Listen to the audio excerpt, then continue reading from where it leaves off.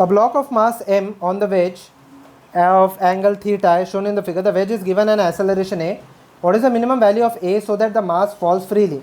Now first of all, understand that if the mass falls freely with respect to the edge, okay, so it means that its acceleration is in the vertically downward direction.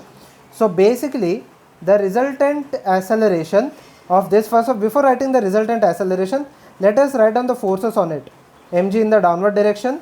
If this block goes towards the right hand side, there will be a pseudo force of Ma in the left hand side direction. There will be a normal force in this direction. Okay. So now over here, if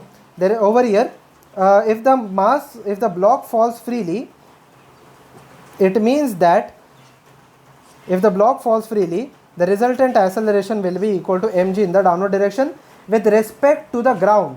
But with respect to the block,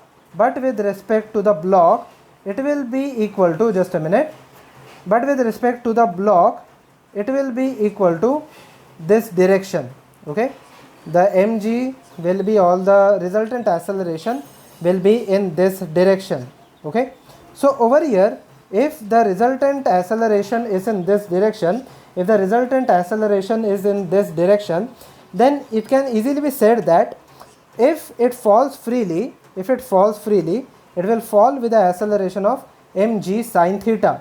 Okay, so it will fall with the acceleration of mg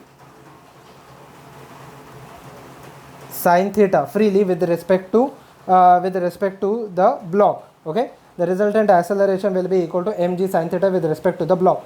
Now over here, perpendicular to it, now this angle over here is theta,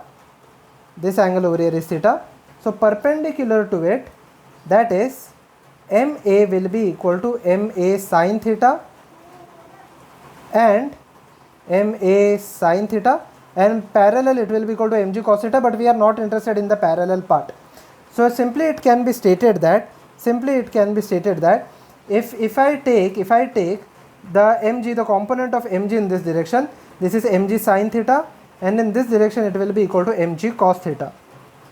Can I say when the block falls freely, if the block falls freely, then the small mass does not have any contact with the capital mass. The small mass m does not have any contact with the capital mass, that is the n is equal to 0. If n is equal to 0, then ma sine theta will be equal to mg cos theta, or a will be equal to g cot theta. Okay, cos theta divided by sin theta, that is equal to g cot theta. So the answer is C.